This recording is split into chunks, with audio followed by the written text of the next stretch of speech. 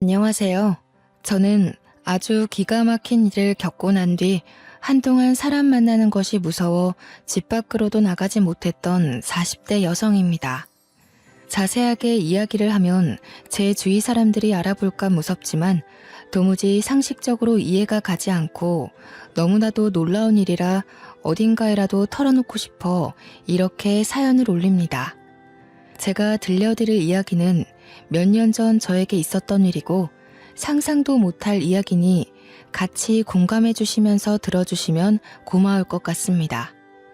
저는 평범한 가정에서 자라 평범하게 대학을 졸업하고 취직까지 무난하게 하여 남들과 다를 바 없는 평범한 하루를 살고 있었습니다.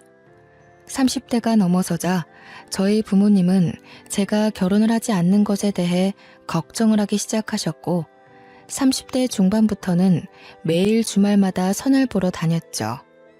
저희 남편은 선자리에서 만났고요. 처음 봤을 때는 선한 인상에 말투도 그렇고 행동도 하나하나 저를 배려해주는 모습이 의도하지 않아도 자연스럽게 나타나 이 사람이면 결혼해도 좋겠다 싶었습니다. 단 한 가지 마음에 걸리는 것은 홀어머니를 모시고 산다는 것이었죠. 아무래도 어딜 가나 고부간의 갈등에 대한 주제는 늘 불타오르지 않겠습니까? 그래서 저는 그 부분이 매우 걱정되어 이 남자와는 결혼을 하지 못하겠다 싶었습니다. 하지만 하루를 더 보고 이틀을 더 보고 하다 보니 자연스럽게 남편에게 푹 빠지게 되더라고요. 저를 배려하는 것은 늘 기본이고 저를 위한 행동을 하더라도 절대 생색내지 않는 요즘은 잘 보기 힘든 그런 친절한 남자였어요. 나에게 이 정도로 잘해주는데 결혼을 한다고 저 행동이 모조리 바뀔까 하는 생각이 자연스럽게 들었고요. 저희 부모님도 제 남편을 보고는 성품이 참 괜찮은 사람이라고 더 볼 것도 없이 결혼하라고 마음에 들어 하셨죠. 저는 시어머니를 모시고 살더라도 이 남자와 한평생을 함께 하겠다는 마음으로 결혼을 결심했습니다.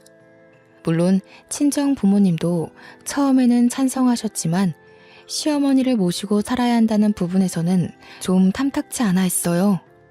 남편은 2배, 3배 훨씬 더 잘하고 저를 아끼고 사랑해주겠다고 부모님께 서약까지 했습니다. 그렇게 조용조용한 시어머니와 저희 부모님의 상견례가 끝나고 일사천리로 결혼까지 진행이 되었습니다. 나이가 나인지라 허례허식 없이 아주 빠르고 간략하게 결혼까지 마치게 되었고 저는 조금 두려웠던 시어머니와 합가를 하여 살게 되었습니다. 아가, 아무래도 너희 부부가 아이라도 낳게 되면 그때 다시 합치는 게 낫지 않겠니? 내가 우리 아들의 욕심 때문에 너희와 함께 산다지만 신혼부부와 함께 살자니 내가 영 편치가 않구나. 시어머니는 합가를 하자마자 제 눈치를 보시며 따로 살겠다고 하셨어요.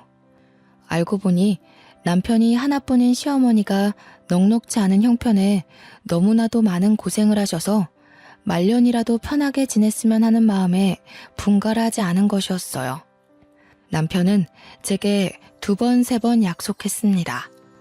혹여라도 우리 어머니께서 당신에게 시집살이를 시킨다던가 당신과 갈등이 있다면 그땐 바로 분가할게.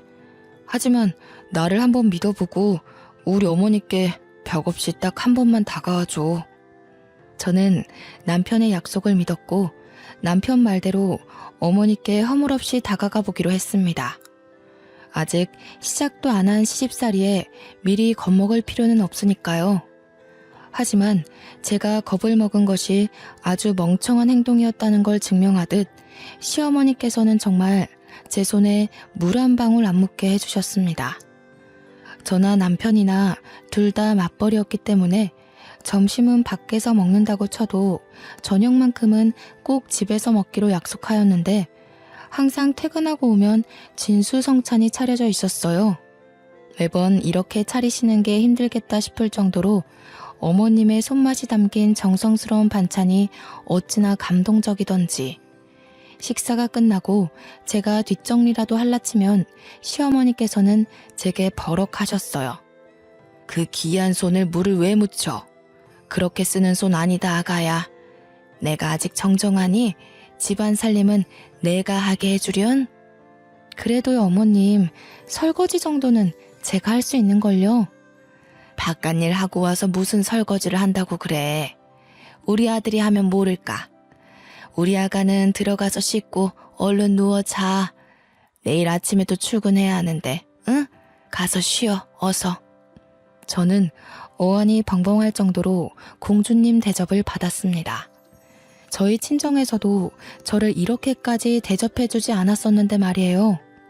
남편은 저에게 오히려 어머님과 같이 사는 게 불편할 수 있는데 내색 한 번 안 해주고 고맙다면서 저를 더 아끼고 사랑해 주었습니다. 저는 이 모자의 사랑과 친절 그리고 배려까지 한 몸에 받으면서 몸둘 바를 모를 정도로 행복한 하루하루를 보내고 있었어요. 저희 친정에서도 시댁 잘 만났다며 저희 집으로 시어머니 몸보신하시라고 각종 좋은 재료들을 보내주시고 시어머니는 그 재료들로 제게 사내 진미를 맛보게 해주시고요.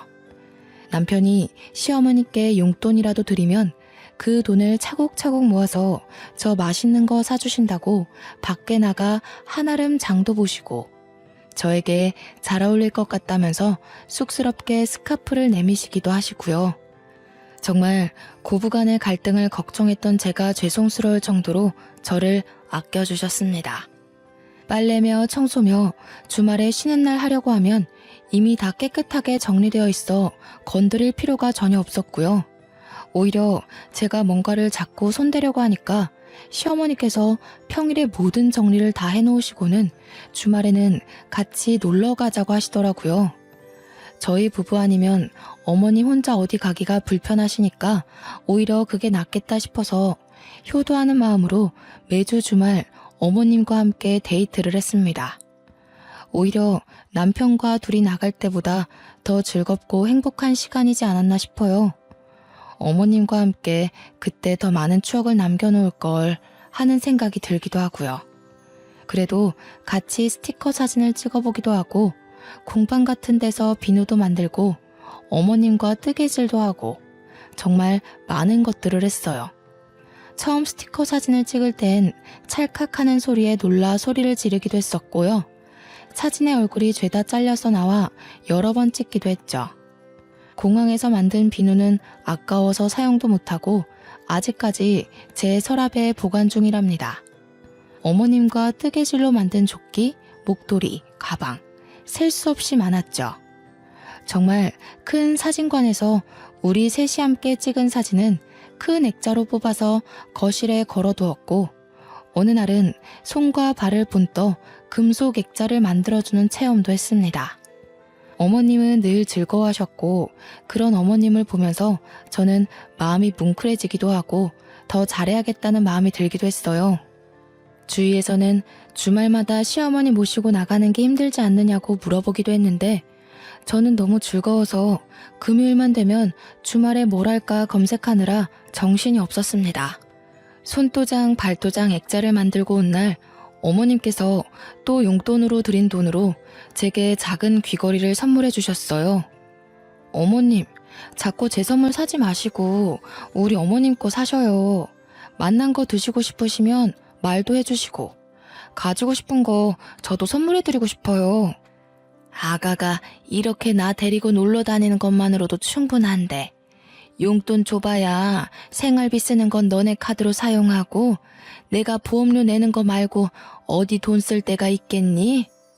어머님께 용돈을 드리면 일부는 꼬깃꼬깃 어딘가에 모아두셨다가 남편도 아닌 저를 위한 선물을 사주시곤 했는데 용돈의 대부분은 보험료 지불로 사용하고 계셨어요. 처음에는 무슨 보험이 13개나 있어서 너무 놀라 보험 사기라도 당한 건 아닌지 걱정을 하기도 했습니다. 알고 보니 어머님께서 보장 내역을 하나하나 살펴보시고 가입하신 거였어요. 내가 늘 입버릇처럼 말하지만 내가 죽으면 건물이라도 하나 상속해줘야 우리 자식들이 편한데 내가 가진 게 없어서 나 혼자의 몸으로 아들 하나 키워보니 돈이 얼마나 중요한지 뼛속까지 새겨지더라 아가야. 내가 죽어서 큰 돈이라도 남겨줘야 속이 시원하니 절대 내 보험만큼은 해지 말고 냅두거라. 시어머니의 마음이 너무나도 짠해 저는 절대 보험만큼은 건드리지 않기로 했죠. 그래도 남편과 결혼하고 나서 맞벌이로 차곡차곡 내 집 마련을 위한 저축도 하고 비상금도 모으고 어머님께 용돈을 드리는 부분이 전혀 부담되지 않은 선이었기에 괜찮았습니다. 직장 생활이라는 게 늘 고정급이 들어오니 어찌 보면 사업보다 훨씬 낫지 않겠어요? 안정적인 수업이 있다는 게 우리 가정에겐 참 행복이었습니다. 제가 딱 2개 저희 시어머니와 살면서 불편했던 게 있다면 첫째는 알레르기 때문에 회를 전혀 드시지 못한다는 것. 저는 어릴 때부터 횟집 사장님과 결혼할 거라고 외쳤던 날생선 킬러였는데 어머님께서 알러지가 있어 날생선을 전혀 드실 수 없었습니다. 그래서 회사에서 점심때 초밥이나 회덮밥 정도 먹는 걸로 제 마음을 달래야 했죠. 결혼하고 딱 2번 남편이 어머님께 말씀드려 코스 요리로 회 요리를 먹으러 갔었네요. 그때도 어찌나 죄송하던지 어머님께 우동이나 덮밥 같은 다른 요리라도 드시면 되니까 같이 가자 했는데 둘이 데이트하라고 보내주시더라고요. 커피를 사서 집으로 돌아오는데도 마음이 편치 않았던 터라 제가 그냥 회를 덜 먹는 걸로 결심했죠. 내가 얼마나 놀랐었는지. 그날이 군대 복귀하는 날이었거든? 그전까진 우리 형편이 좋지 못해서 회를 먹으러 간다는 생각을 못했던 거지. 내가 군대 선임이랑 한번 횟집 가서 광어회를 먹었는데 너무 맛이 좋은 거야. 그래서 휴가 나가면 어머님을 꼭 모시고 가야겠다 다짐을 해서 어머니와 함께 횟집에 간 거지. 자기 많이 놀랐겠네. 갑자기 어머님 알레르기 증상이 올라와서. 하필이면 복귀하는 날 점심에 그런 거였어. 같이 회를 먹고 있는데 어머니가 갑자기 목을 막 긁으면서 숨이 안 쉬어진다고 하시는 거야. 119 부르고 나는 복귀 시간 코앞이라 발 동동 구르고. 근데 우리 엄마가 쓰러지셨는데 어떡해. 영창 가도 어쩔 수 없다 하면서 병원으로 달려가 어머님 곁을 지켰지. 그래서 군대는 어떻게 됐어? 나중에 생각이 났지. 병원에서 부대로 전화를 걸었지. 부대는 다 뒤집어졌다는 거야. 내가 탈영한 줄 알고. 나 잡으러 헌병 출동한다 그러고. 다행히 어머님 아픈 거랑 다 병원 기록으로 증명이 되어서 호되게 혼나고 몰래 덮어주셨어. 남편은 그 뒤로도 회가 싫다고 했지만 또 저를 위해서는 같이 자리를 지켜주며 잘 먹어주었습니다. 이런 배려를 보여주는 내 사랑스러운 가족들을 어떻게 싫어할 수 있을까요? 저도 마음이 활짝 열리자 어머님도 저를 더 아끼고 사랑해 주셨죠. 하지만 또 한 가지 어머님에겐 절대 남이 건드려서는 안 되는 것이 있었습니다. 그게 제가 불편했던 2번째 이유인데요. 바로 애착 이불이 없으면 잠을 못 주무신다는 것이었습니다. 아가야, 내 이불 못 봤니? 그거 너무 때 같아서 빨래하려고 세탁기에 넣어뒀어요. 안 된다. 그거 절대 빠는 거 아니야. 아가, 제발 내가 부탁했잖니. 다른 건 몰라도 내 이불만큼은 절대 건드리면 안 된다고 내가 그렇게 말을 했는데.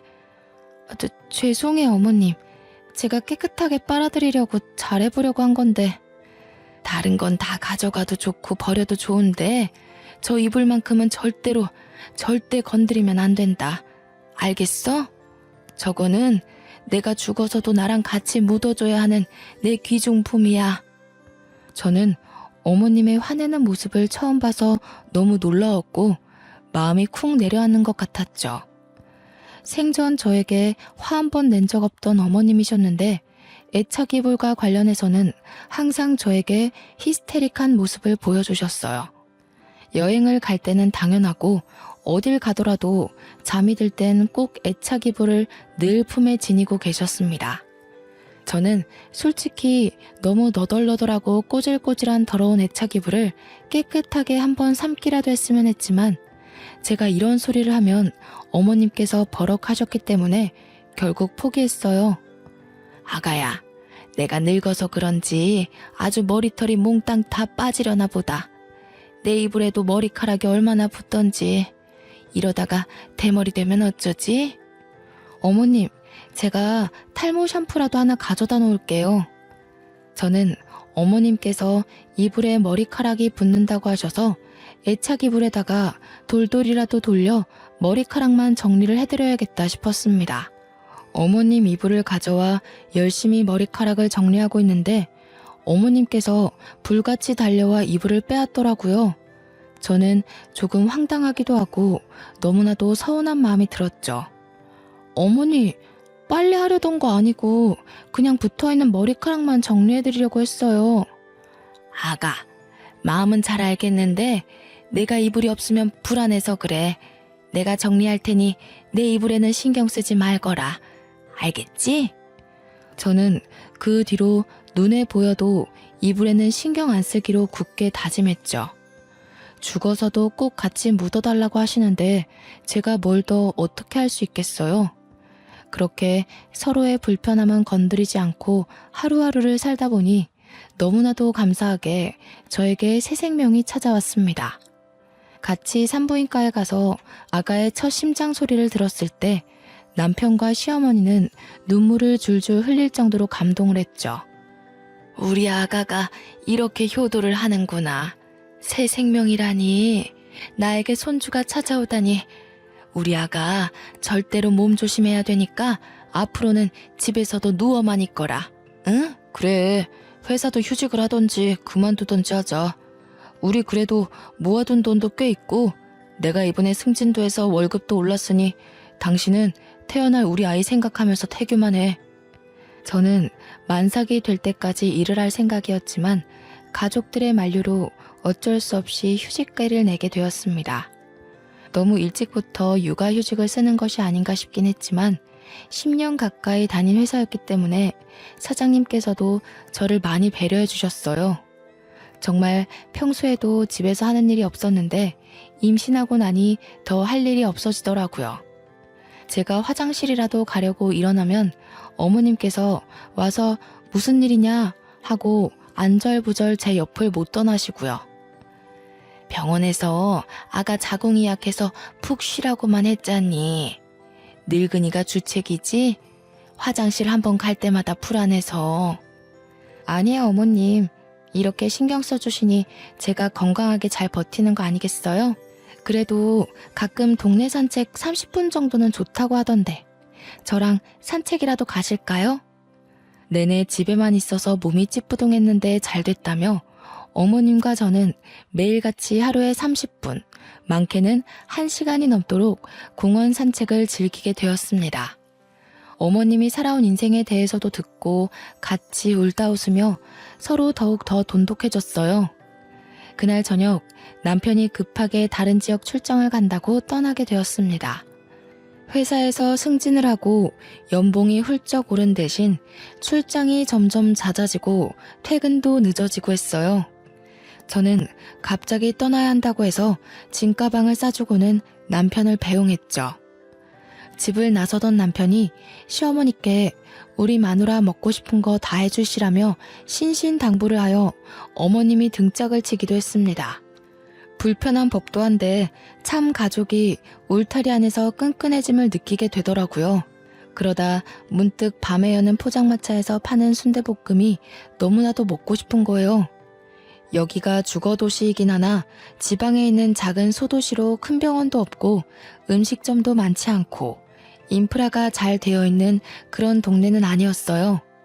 야식 배달도 안 되는 동네 밖을 조금만 나가면 있는 포장마차에서 파는 순대볶음이 정말 매콤하고 맛있었거든요. 하지만 밤 시간이 너무 늦었고 남편도 없어서 먹고 싶은 마음을 꼭 참았죠. 차를 타고 가면 5분 거리인데 걸어가려고 하면 구불구불 비포장도로 같이 횡단보도도 길을 건너야 해서 밤에는 위험했습니다. 근데 때마침 어머님과 TV 채널을 돌리는데 딱 순대볶음이 나오는 거예요. 너무 먹고 싶은 마음에 맛있겠다 하고 말로 뱉어버리고 말았죠. 아가, 순대볶음이 먹고 싶니? 저 앞 사거리 지나서 포장마차촌에 팔지 않을까? 내가 다녀오마. 어머님, 밤길이라 너무 위험해요. 거기 가려면 횡단보도도 없는 비포장도로를 건너야 하는데 저 괜찮아요. 참을 수 있어요. 우리 손주가 먹고 싶다는데 어떻게 참니? 아가, 거기다가 네 남편이 하는 말 들었지? 먹고 싶은 거 다 해주라고. 내가 후딱 갔다 오마. 제가 여러 번 말렸지만 어머님은 듣지 않으셨어요. 같이 가자고 말했지만 야밤에 위험하다면서 혼자 성큼성큼 가시는 거예요. 저는 걱정이 되어 이러지도 못하고 저러지도 못하고 발만 동동 구르면서도 순대볶음 생각에 침이 절로 고였습니다. 하지만 늘 제 생각처럼 모든 일이 행복하게만 흘러가지 않더라고요. 정말로 제가 우려했던 대로 횡단보도가 없는 어둑한 길을 건너시다가 시어머니를 채 보지 못한 엄청나게 큰 냉동 탑차가 시어머니를 치고 말았습니다. 교통사고가 아주 크게 났고 결국 저희 어머님은 세상을 떠나시게 되었습니다. 처음 응급실에서 전화를 받았을 때 저는 아무것도 하지 못하고 멍하니 거실에 서 있었어요. 눈물이 줄줄 흘러나오기 시작하면서 남편에게 전화를 걸었고 콜택시를 불러 병원으로 달려갔습니다. 처참한 모습으로 시신이 되어버린 어머님을 보면서 제 몸에 뭐가 묻는지도 모른 채 어머님을 끌어안고 엉엉 울었습니다. 출장을 나섰다가 연락을 받고 황급히 돌아온 남편은 제정신이 아닌 것처럼 보였습니다. 같이 어머님을 끌어안고 엉엉 울다가 병원 관계자들의 제지로 비켜서게 되었죠. 장례를 준비하고 염을 해야 하는데 저는 임신 중이니까 들어오지 말라고 하더라고요. 아무래도 시골 병원이다 보니 미신 같은 것도 다들 믿으시고 저는 그렇게 어머님 하시는 장면도 보지 못한 채 상복을 입고 장례를 치렀습니다. 힘들지? 임신한 몸으로 장례까지 치르려니.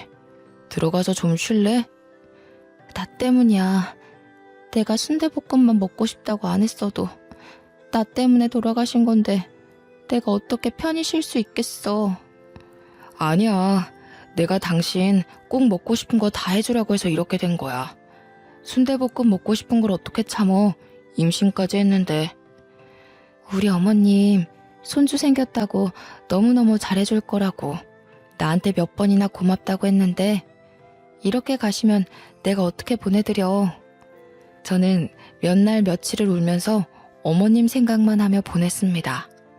저에게 순대볶음이 식지 않을 때까지 돌아오겠다며 웃으며 떠나신 모습이 마지막이라는 사실이 정말 믿기지 않았고요. 결국 자책과 눈물을 반복하다 유산기가 보여 병원에 입원까지 하게 되었습니다. 무너져버린 남편은 제게 울면서 말했어요. 당신까지 우리 아이까지 잘못되면 나 너무 힘들 것 같아. 제발 편하게 마음 먹고 쉬어. 응? 저는 남편 말대로 병원에서 휴식을 취하기로 했습니다. 영양제다 뭐다 주렁주렁 매달아 놓은 주사들과 함께 병원 이곳저곳을 둘러보는데 참 이런 곳에서 어머님의 장례를 치렀다는 게 죄송스럽더라고요. 마지막 가시는 길 정말 좋은 병원에서 장례라도 치렀어야 했는데 하는 마음이 들더라고요. 남편도 마음이 많이 힘들 텐데 오히려 저를 위로해주고 저희는 서로를 의지하며 그렇게 버텨냈고 저는 일주일 만에 퇴원을 하게 되었습니다. 집에 돌아와 어머님의 유품을 정리하는데 도무지 이불만큼은 버릴 수가 없겠더라고요. 어머님께서 꼭 이불도 같이 묻어달라고 하셨었는데 차마 어머님의 흔적이 가장 진하게 묻은 이불을 같이 보낼 수 없더라고요. 같이 보낼 수 없었어요. 제가 너무나도 사랑했고 그리워하는 어머님이기 때문에 제 이기심에 이불만큼은 제가 꼭 끌어안고 있었죠. 보자기에 곱게 싸서 제가 언제든 그리울 때마다 꺼내보려고 장롱 속에 넣어두었습니다. 그렇게 정신없이 하루 이틀을 보내고 있는데 보험회사에서 연락이 막 오더라고요. 어머님께서 살아생전 들어놓으셨던 생명보험들에서 사망신고가 접수되었으니 보험금을 수령하라는 연락이었어요. 남편 통장으로 모두 수령을 했고 그 금액에 저희는 2번 놀라고 말았습니다. 무려 20억가량의 보험금이 통장으로 들어온 거예요. 생전에 건물 한 채에 못 물려주고 미안하다고 몇 번이나 제 손을 잡고 쓴웃음을 짓던 어머니께서 보험금을 이렇게 남겨주시다니 저는 또 한 번 눈물을 터뜨렸죠. 남편은 그동안 진심으로 어머니와 함께 행복한 추억을 만들어줘서 고맙다고 앞으로 행복하게 살자고 하더군요. 저희는 그렇게 새로운 출발을 결심했습니다. 하지만 그것도 잠깐이었어요. 아주 충격적인 일이 그 이후에 발생했습니다. 제가 임신 4개월에 접어들 무렵이었습니다. 집에 갑자기 누군가 찾아왔어요. 남편은 출근하고 없었고 친정 부모님은 여행을 떠나셨기 때문에 집에 찾아올 사람도 없어서 누군가 하고 인터폰으로 밖을 보니 어머님이 서 계신 게 아니겠어요. 저는 너무 놀라 소리도 지르지 못하고 멍하니 현관문 앞에 서 있었습니다. 얘야, 문 열어라. 장례까지 다 치르고 분명 강에 뿌려달라 하셔서 앞으로는 훨훨 여행 다니시라고 강에 뼈가루를 다 뿌리고 왔는데 죽은 시어머니가 문 앞에 서 있다뇨. 저는 놀라서 까무라칠 것 같았어요. 마음을 가다듬고 문을 여니 정말로 시어머니께서 저를 흘겨보고 계신 게 아니겠어요? 뭐가 이렇게 굼떠? 제게 확 쏘아붙이는 시어머니의 목소리까지 정말 제가 알던 그 어머님의 목소리와 똑같았어요. 저는 눈물을 줄줄 흘리면서 어머님을 꼭 끌어안아 보았습니다. 얘가 왜 이래? 이거 놔. 귀신인가 싶었지만 정말 살아있는 시어머님의 모습이었습니다. 행색이 조금 꼬질꼬질하긴 했지만 어디서 어떻게 돌아오신 건지 분명 사고당하여 병원에 사망 선고를 받았을 때도 제가 옆에 있었는데 말이죠. 아니 어머니, 이게 어떻게 된 일이에요? 분명 제가 장례까지 다 치렀는데. 얘가 내가 살아 돌아왔으면 감사합니다. 앞으로 잘하겠습니다 해야지 어디 말을 붙여? 그럼 내가 뭐 무덤에서 살아 돌아왔을까봐? 사고당해서 죽은 게 내가 확실해? 나 이렇게 살아있잖아. 시어머니께서 제게 호통을 치며 죽은 게 내가 맞냐고 하니 갑자기 혼란스러웠어요. 분명 제가 시체로 시어머니를 뵙긴 했지만 시신이 차에 심하게 깔려 훼손된 상태였고 저도 시어머니의 말을 들으니 제가 본 게 진짜가 맞는지 의심이 들었고요. 저는 남편에게 전화를 걸어 이 사실을 모두 말했고 남편은 헐레벌떡 집으로 돌아왔습니다. 시어머니와 똑같은 얼굴, 똑같은 목소리를 듣고 남편도 오열을 했고 저희는 시어머니의 말대로 시신을 착각해서 시어머니인 줄 알고 장례를 치렀다고 생각했어요. 어머니, 그동안 어디 계셨길래 3주가 넘도록 행방이 묘연하셨던 거예요? 내가 글쎄 말하자면 긴데 아무튼 사고를 좀 당해서 기억이 안 난다. 이제서야 겨우 기억이 나서 더듬더듬 집으로 찾아왔더니 내가 죽었다지 뭐냐? 배고픈데 뭐 좀 먹을 거 없니? 뭐라도 시켜 먹든 아니면 밥 좀 해와라.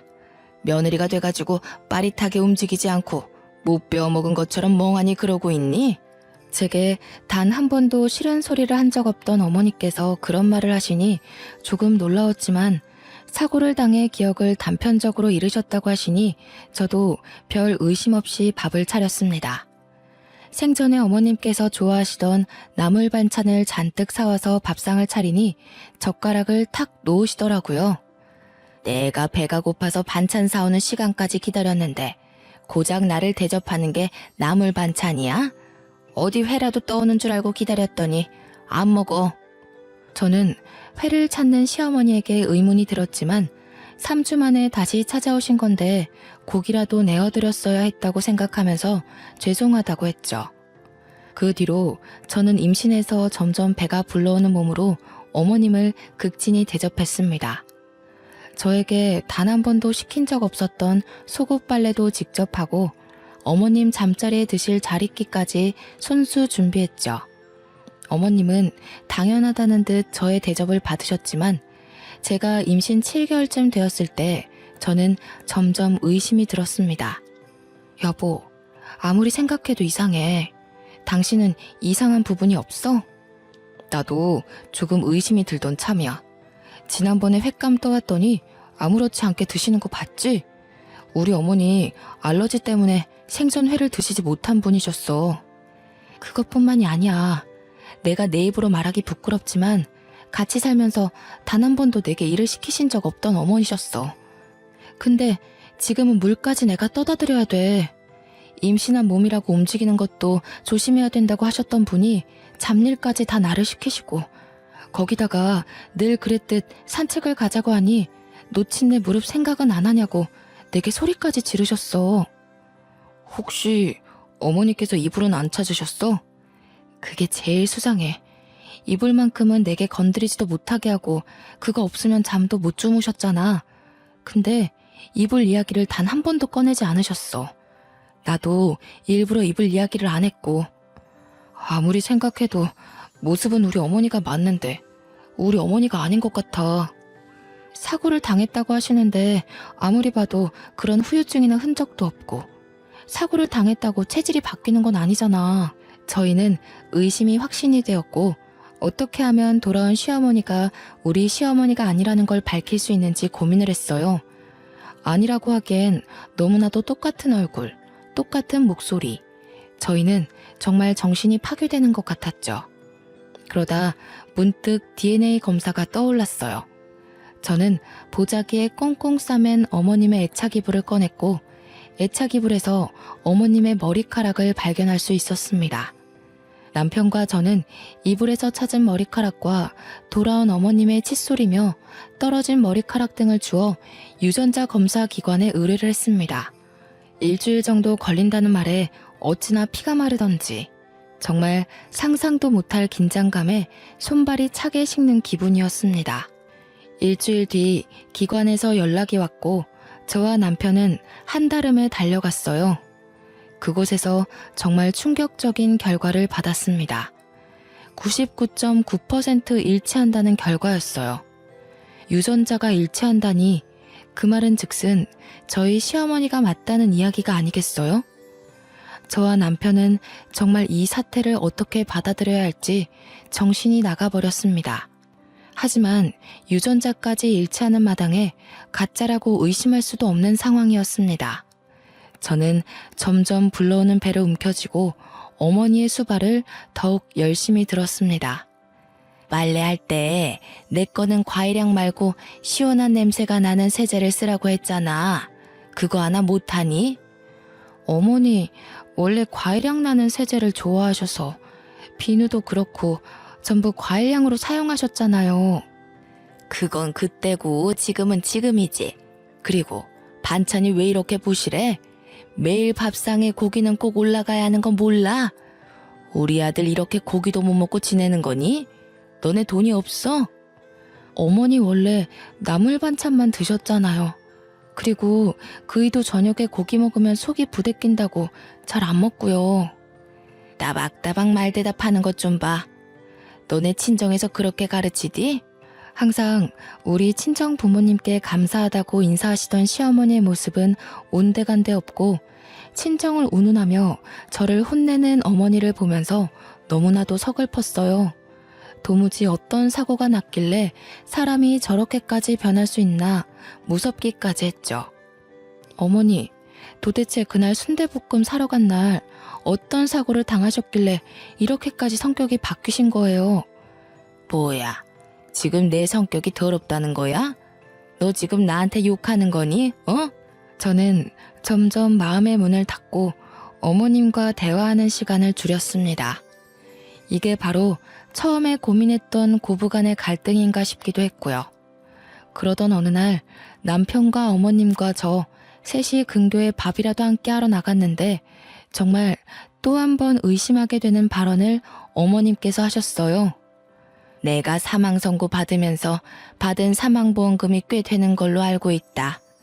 내가 알아보니 대충 봐도 20억은 되는 것 같던데.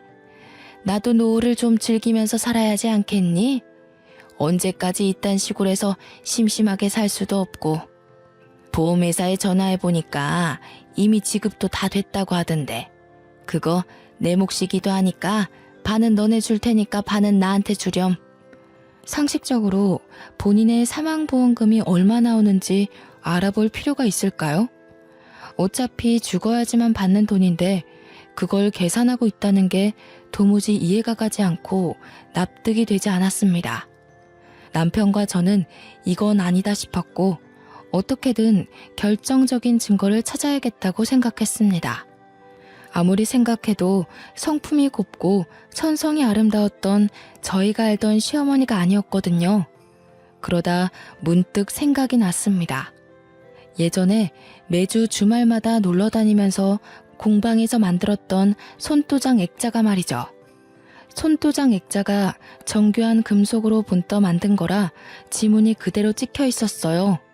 저는 정리해둔 상자에서 어머님과 함께 만들었던 손도장 액자를 찾았고 죽이 되든 밥이 되든 어떻게든 해결을 하자고 결심했습니다.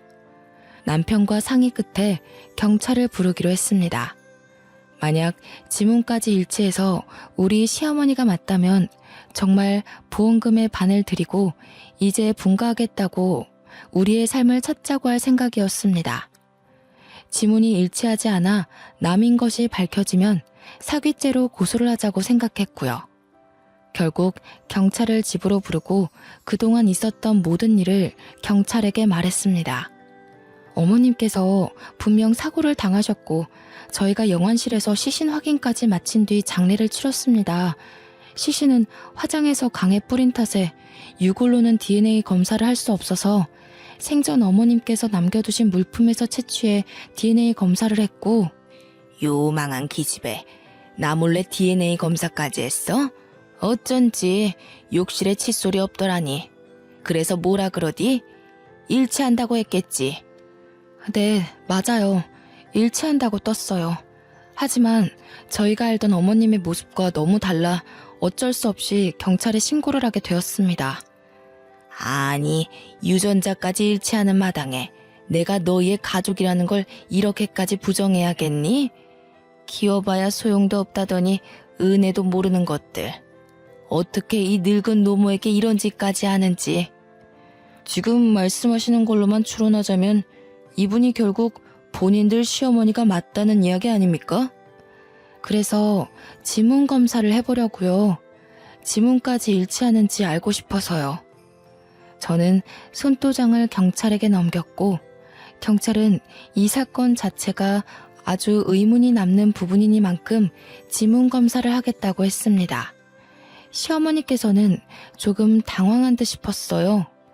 배은망덕하게 이렇게까지 해야겠어? 앞으로라도 잘 모시고 행복하게 살자 하면 될 것을. 경찰서로 가지 않으려고 버팅기시다가 결국 경찰에게서 협조 요청을 받자 마지못해 경찰서로 가셨고 그곳에서 지문 채취가 이루어졌습니다. 그리고 모든 사건의 전말을 알게 되었습니다. 지금 지문이 일치하지 않는 것으로 판명되고 있습니다. 자세한 건 저분을 더 조사해봐야 할 것 같으니 내일 다시 연락드리겠습니다. 지문이 일치하지 않는다는 이야기였어요. 저희는 망치로 세게 얻어맞은 것 같은 충격을 받았고 일단 집으로 돌아가라는 경찰의 말에 남편과 함께 집으로 돌아왔습니다. 다음날 경찰에게서 모든 조사가 끝났다고 연락이 왔고 저와 남편은 한달음에 경찰서로 갔습니다. 시모의 행세를 하던 시모와 똑 닮은 사람은 유치장에 갇혀 있었고 저희를 노려보면서 고래고래 소리를 지르고 욕을 했습니다. 배은망덕한 것들! 거참 조용히 하시고요. 저희가 조사를 마친 결과 저 유치장에 계신 분은 가족분들의 시어머니가 아니라 돌아가신 분의 쌍둥이 언니로 밝혀졌습니다. 쌍둥이 언니요? 저는 어머니께 단 한 번도 쌍둥이 언니가 있다는 말을 들어본 적이 없습니다. 그도 그럴 것이 쌍둥이라 태어나자마자 언니분은 친척 집으로 입양을 갔던 걸로 기록이 되어 있습니다. 일란성 쌍둥이라 유전자까지 일치했지만 쌍둥이더라도 지문은 다르게 나오거든요.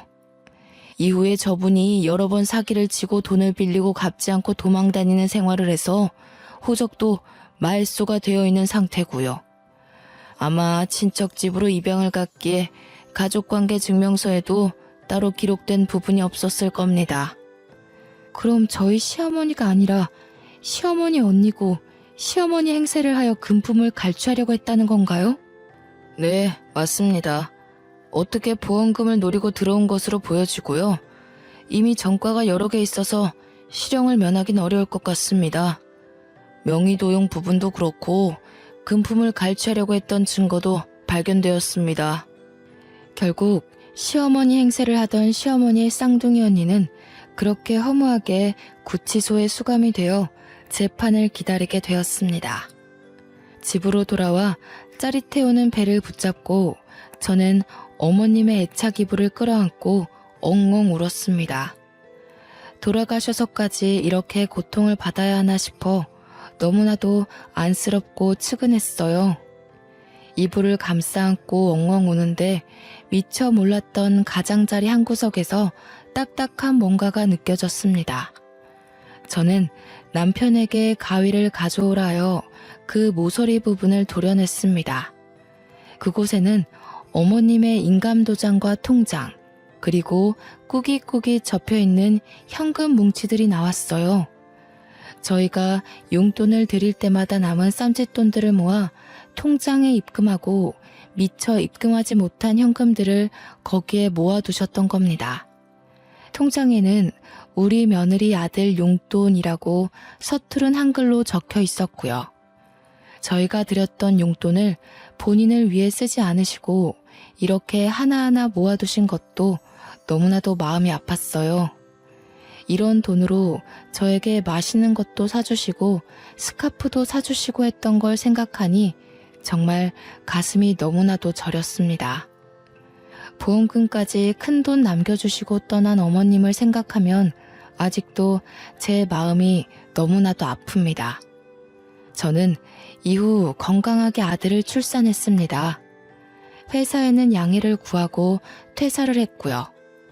지금은 벌써 시간이 꽤 흘러 아이도 유치원에 갈 나이가 되었습니다. 어머님이 살아계셨더라면 정말 저희 아이를 너무나도 예뻐해 주셨을 텐데 하는 마음이 들지만 분명 하늘에서 저희를 지켜주고 계실 거라 믿고 있습니다. 앞으로 이런 일은 2번 다시 겪지 않았으면 하는 마음이 드는 하루입니다. 저는 지금 너무나도 행복하답니다. 여러분들도 행복한 하루 보내세요.